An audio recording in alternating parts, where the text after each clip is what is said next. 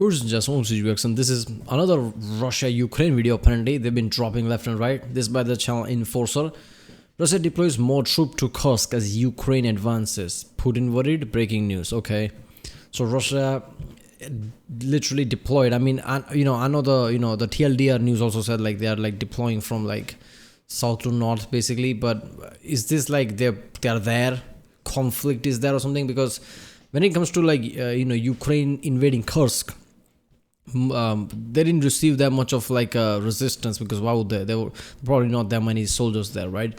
But now they're like, Russia is probably gonna send reinforcement there, a lot of it. So what is happening on the ground? Like who's losing ground and not, right? This is gonna change things, how we perceive this situation. Because so far, like Ukraine's incursion has been like really successful, right? So yeah, that's what this one. Alright, good evening folks, it's Enforcer Matt, and welcome back to another short war video, and today we have very big news on day 8 of the invasion of mainland Russia by Ukrainian forces. Today we're hearing that Ukraine now controls 74 settlements in the Kursk region of Russia, which is a very big number, and we're also hearing that there are rumors of a flank maneuver being performed on the Belgorod region by the AFU forces as well, and we're also hearing that currently Putin is being presented with options for a mass mobilization of Russian civilians to put on the front lines in Ukraine, and also to shore up the border defenses around mainland Russia. And finally, we're hearing as well that Lukashenko is planning on transferring a lot of military equipment to the Russian military from his active stockpile to try to shore up the Russian defenses. But with that, we're jumping into our first article of the day, which goes to Live Ukraine Map. So right now, we're hearing from the Commander-in-Chief of the Ukraine Armed Forces, Kursk, that he's reporting to President Zelensky that in the last 24 hours, Ukrainian defense forces have advanced 1 to 3 kilometers in different directions of the Kursk region, and about 40 square kilometers, and also 74 settlements are now under control of Ukraine in total. And also, just as a quick reminder, we did learn yesterday that Kursk says they control about 1,000 square kilometers of Russian territory in total, but this is the current gains as of today, so they are still making significant progress. Even though the Russians have had time now to try to shore up their rear lines, they are still not stopping the advance of the Ukrainians, so it's still going extremely well on day 8 of the invasion, which is very good to hear. But with that, we're jumping into our next article here, which goes to Nexta. And right now we're hearing that Belgorod is under... Yeah, if things goes well too much, I feel like that might be an issue, right? I don't know, why isn't response rapid, right? I mean, sure, you can like chop down to like they were surprised, so it takes time, but how much time? If Russia doesn't answer too soon, there might be some deeper plan there, right? Like that could be a problem for Ukrainians. Under attack as we speak, and also the AFU is preparing a flank operation, and it says here in the post that the situation in Kursk has sharply escalated and Ukraine's armed forces are continuing their offensive, and according to military experts, there are currently plans to expand into the Belgorod region even further, and it says, quote unquote, to date, the offensive operation of the AFU on the territory of the Kursk region continues, and there's no question of its closing down, and also, moreover, I would not rule out the possibility of its extension to the Belgorod region. And also, there is a very big reason why the Belgorod flank might actually have a lot of hype around it, because right now, if the AFU can successfully hover over Belgorod, they can create threats and block key supply routes, which would put the Russian armed forces in even a worse position than they already are, because without the proper logistics, the Russian forces don't stand a chance of stopping anything. So that could be the grand plan right here by the Ukrainian forces to get into Belgorod and then cut off the logistic supplies, and then they can basically seize the entire area without too much backlash from the Russian forces. And with that, we're moving into our next article here, and this one's going to go to OSINT Technical, and also for the first time we're seeing footage of the Ukrainian Air Force airstrikes in support of the Kursk offensive, and we now have an actual video showing the fighter jets themselves, and seen here in the video, which we're about to watch, a Ukrainian fighter jet drops a pair of US supplied JDAM ERs on Russian positions in Tetkino, conducting an effective tactical strike into Russia. So let's take a look at the video. Alright, so taking a look at the video, you can see the first strike by the JDAM ER right there on that building. And moving on here to our next one, we're about to see some more strikes, as this one right here really puts off a lot of smoke. And right there we see there's more damage from that strike. And also we're going to see another one here in just a moment. It's going to take the video just a moment to get to that. But right over there you see another one on the left, and there's another one right here on the right. So the Ukrainians are coming in strong with the air support and dropping these JDAMs in large numbers on the area of Tetkino. So more proof that they do have a lot of air support support coming in, but no word on the F-16s being used at the moment. So we can't say that the F-16s are being used in the area, because I'm sure a lot of people are wondering about that, and right now we can't confirm or deny that because we don't have any evidence of it, but it is a possibility. And with that, we're moving into our next article here, and this one is going to go to Nexta once again, and we're getting very disturbing rumors. Yeah, at this point, it might as well just be Americans versus Russian or something, because F-16s, American F-16s with American missiles, yeah, basically giving them air.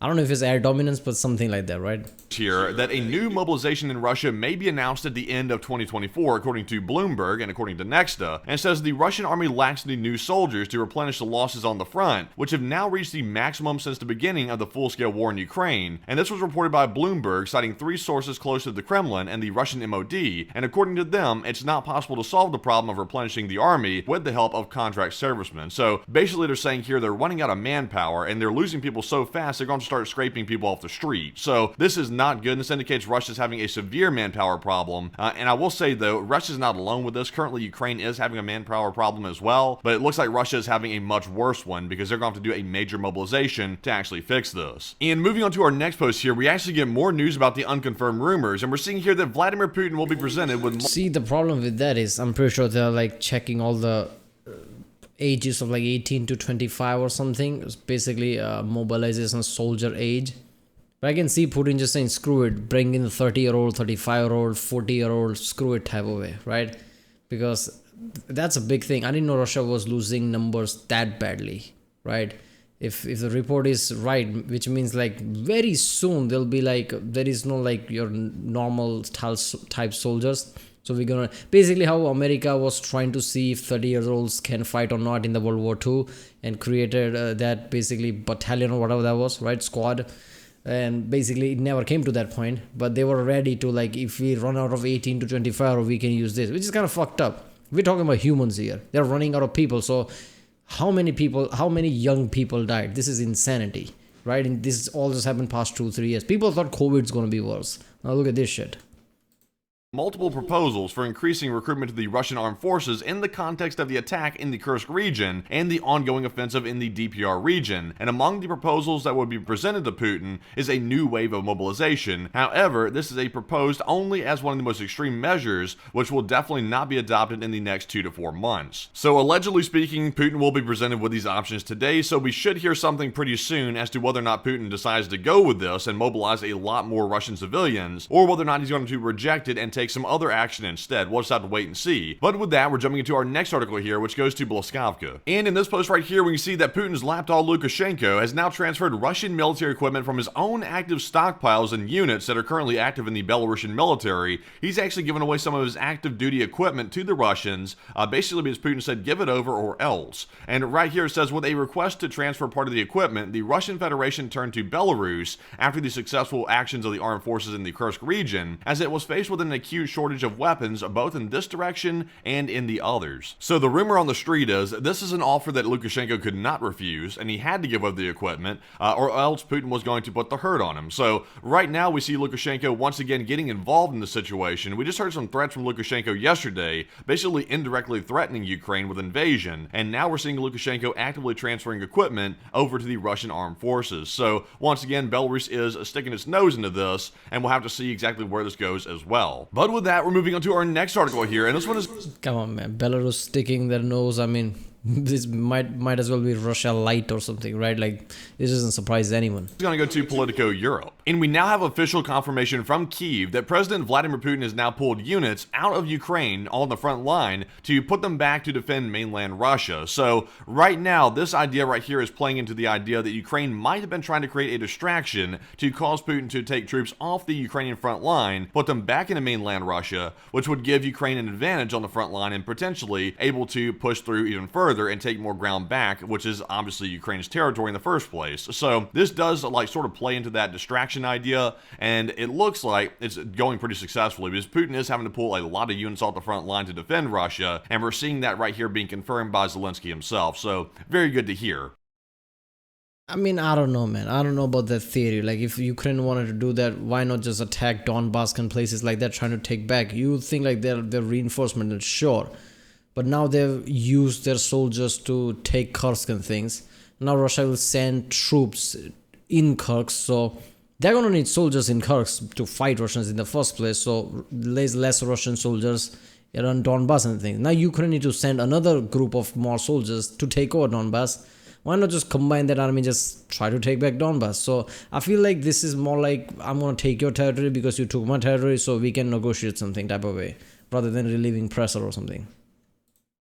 But with that, we're moving into our next article, which goes to Nexta once again. And we can see that in the vicinity of the Kursk nuclear power plant, there are currently explosions happening over the city of Kurchatov since the morning, local Telegram channels report. And we actually have a video showing the explosions in the area. So right now, the fighting in Kurchatov is heating up quite badly, and we're not sure how close the Ukrainian forces are to the Kursk nuclear power plant, but they are in the area. So we're waiting to hear exactly how close they really are. But with that, let's take a look at the video and see what we have. So right here you can see there's a big explosion right there in the middle of Kurchatov. So it's going down right now in that city, and it is getting pretty fierce out here. So that is more proof of an explosion and also major battles happening near the city of Kurchatov. But with that, we're jumping into our next article here, and this one goes to Jason J. Smart. And not only are we hearing of major explosions in Kurchatov, but also in Yekaterinburg, Russia, we're hearing locals reporting loud explosions following a massive fire that's casting smoke across the entire city, and also a reminder here that Yekaterinburg is home to Russia's military central military district. So this is a key place right here in Yekaterinburg for the Russian military complex, and now we're seeing a large fire, and we're not really sure what building was hit or which building caught fire, but it is indeed a big one, and I would presume it probably has something to do with Russia's defense industry, but that's sort of taking a good guess at it, and we'll have to wait for more information to come out. What the hell? If this is that important, like, what is Russia doing seriously? Like, if they're attacking key points, it's like attacking something close to Moscow and like there's some delayed response. Like, are you serious? If it's this important to like Russian military complex, like nothing to defend, come on. But with that, we're jumping into our next article, which goes to Nexta. And we're getting some more interesting news about the situation at the Zaporizhzhia nuclear power plant. And remember, just a couple of days ago, it actually caught on fire at the cooling tower. And right now we're hearing that the IAEA team, which is a nuclear watchdog group, they found neither tire remains nor drones at the site of the fire at the Zaporizhzhia NPP. And according to experts, the fire probably started inside the tower at the level of water nozzles located at a height of about 10 meters, rather than at the base of the cooling tower. And the exact cause of the fire is still unknown. So this is kind of interesting because the Ukrainians said that the Russians had intentionally started the fire with tire remains, and also the Russians said that the Ukrainians had sent in a drone which caused the fire at the plant. So right now it's looking like the IAEA is saying that both stories are actually not accurate, and it looks like the fire actually started at a height of 10 meters inside the cooling tower. So to me, that sounds like it could be maybe an arson, maybe by the Russians that control the plant themselves, and maybe it wasn't a... Yeah, I was about to say that's probably Russian, right? Because it's like a threat. If you try to take our power plant there, we're gonna destroy this. We don't care type of shit. It feels like an arson. Tire fire after all. But whatever the case is, that was a huge fire yesterday, and I think that cooling tower is pretty much finished, but we haven't gotten any more reports about the condition of the tower. But of course, a fire that size causes significant damage. But we'll have to wait to hear more. But this is a nuclear power plant. Are there any experts there trying to, like, Russia took it over? Did Russia brought experts to like watch at the facility? This is not some like wooden stick or like stick and stone type of shit. You better have experts there because you don't know what's gonna fail, and if the right people are not there, this is a catastrophe waiting to happen, right? We are talking about nuclear power plants being held hostage or whatever the fuck that is. Like it's some simple thing like a checkpoint or something.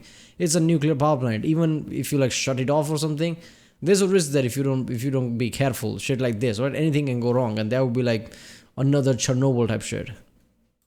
With that, we're jumping into our next article, which goes to War Translated once again. And of course, we're still hearing more speculation as to what could be the cause or the reason for Ukraine invading mainland Russia and what the endgame actually is. And right now we hear from an official within Ukraine's government that quote-unquote Ukraine is not interested in taking the Kursk region, and we don't need someone else's land, unlike the Russian Federation. So take this for what you will, but this appears to be maybe misinformation to try to redirect the Russians' attention. But to me, I would say that it looks like the objective is to take territory. So I'm not saying the guy's lying, but it looks unlikely to me that this is actually the official story right here, and it could simply be trying to misdirect the Russians. So take this for what you will, and let me know down in the comments below what you think about these statements. And with that, moving on to our next article here, this one's going to go to the Kyiv Post. And we're hearing that running contrary to grand statements of support from the UK government, the UK has now again denied Ukraine's request to use Storm Shadow missiles on Russian territory. So that is certainly not a popular move right there, and it's coming at a very tumultuous time inside the the UK. That is not good. They should allow the use of these right here. They've allowed the use of them before, but now all of a sudden they're being denied once again. So this is, not very good in my opinion, and the UK should give them permission to use these instead of taking a... I think UK is seeing like where this is going. Just like I have the worry, they are probably afraid of Russia's, like nuke use or some shit. So they're trying to like, okay, you're doing this, but you're not going to use this, you're not going to use this, trying to like not, like inundate Russia with different technology and weapons and shit. So Ukraine takes more and more place, and Russia feels like, okay, now we have to use nuke because things are creeping closer to Moscow and whatever, like a lot of land has lost in Russia. That's the problem. I think UK is basically thinking that shit, right? Okay, if things happen too much, Russia is a nuclear power, so let's just chill out type of way. Approach is sort of weak, but that's just my opinion. Also, let me know down below what you think about that as well. But with that, we're moving into our next article, which goes to Visegrad 24, and we can see that one of Putin's henchmen has performed a big no-no. Putin has asked the Kursk governor Alexei Smirnov for a report from the Kursk region during a press conference, and the governor actually responded, "Ukraine has advanced 12 kilometers into our territory along a stretch of 40 kilometers, and apparently he wasn't supposed to say that out loud because Putin then angrily interrupted him and said that it's not for him to reveal such things. That's really not his place." So let's take a look at the video and see Putin try to do damage control. He's the governor. Governor can say shit like this, not to the president who's asking him. I guess he didn't got brief. Like Putin just wants you to say these things, don't say anything else. I guess like the guy who's supposed to brief him fucked up. While one of his guys tells the truth. So the guy says the situation in the region is complicated. He said today 28 settlements are under enemy control. And he goes on to add that the depth of penetration in the Kursk Oblast is 12 kilometers. And he also continues to say that the frontline width is 40 kilometers. And then Putin says, listen, the military department will report to you about the depth and the width. And he's speaking very angrily here. And Putin then goes on to add that tell us about the socio-economic situation and the aid and stop telling us about how bad we're failing. So Putin got very angry there and had to interrupt the guy to tell him, basically shut your mouth and don't say... Yeah, okay, I guess Putin's point is don't tell him military shit, because you're supposed to govern the state, talk about govern like aid and whatever, like what is the issue there, and let me worry about military things. I guess that's what his point is. Okay. Things like that, because we're basically revealing how bad we're losing. So, very humorous right here that Putin is having to do damage control with his own officials. So that guy might actually fall out of a window soon by accident, but there's really no telling. But with that, we're jumping into... I don't think people are going to fall out of window anytime soon, because I feel like Putin is losing people, not just military-wise, but all around. And I guess he's going to chill out with how many people he replaces, because... now it's his own home is under attack. Now Russia is under invasion, right? Russia is under attack. Now he needs to be careful, like how to approach things and whatever. He's not just gonna willy-nilly just like remove people that doesn't agree with him, this and that, like remove entire governors and shit. Then again, who knows? Maybe his whole focus is military and he doesn't care about the politician and governors or whatever. Just replace with somebody else. He probably only cares about military at this point, because that's where the answer is. To answer Ukraine and things, I don't know. To our next article, which is actually our last article, which goes to Politico Europe. And also, you might recall that North Korea has been sending significant aid to the Russian territory and the Putin regime ever since Putin visited their country and basically sucked up to them and asked for more shells and artillery, and plenty of artillery has been sent to Russia by North Korea, and Putin has now showed his appreciation. Russia has now sent 447 goats to North Korea after Kim Jong-un sucked up to Vladimir Putin. So, he got some goats out of the deal, and that's currently all the actual reciprocation we've seen from Putin's regime to the Kim Jong-un regime. This is actually pretty laughable right here. Putin is sending goats back in return as a big thank you. I'm not gonna lie, that is... Him and Kim Jong-un just like standing up, going to balcony, there's like 500 goats. They're like, what the fuck? Yeah, there you go, Russia sends you, yeah, goats, there you go, I don't know. Which is really insulting to say the least. So I wonder how the North Koreans are going to take that. I wonder if they're going to get angry, or are they going to sit here and sort of ignore it and keep giving shells to Russia. I think they look, man, you need to understand, like, as far as I know, which like basically nobody knows really, because North Korea is not the place where information can come out that much.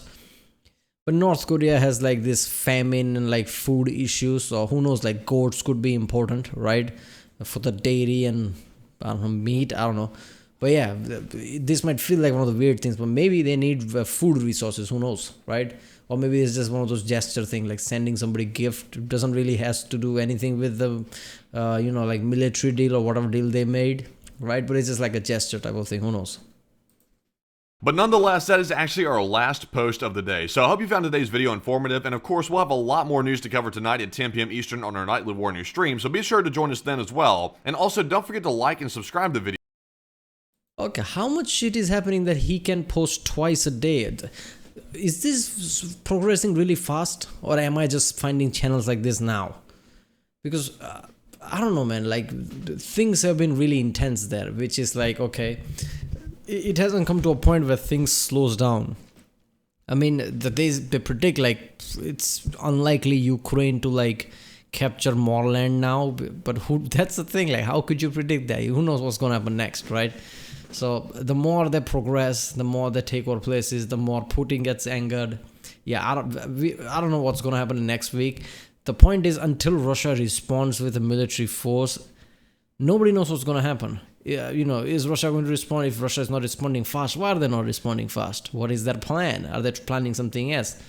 Are they trying to trap Ukraine to like think that they're winning? And when Ukraine sends a lot of resources in Kursk trying to take more land, they basically attack around Donbass and progress from there. Who the fuck knows, right? If Ukraine is trying to like relieve pressures from Donbass and place, what if it does opposite of that? That's a gamble. But yeah, Rebel, if you like my next one, subscribe, and I'll see you next time.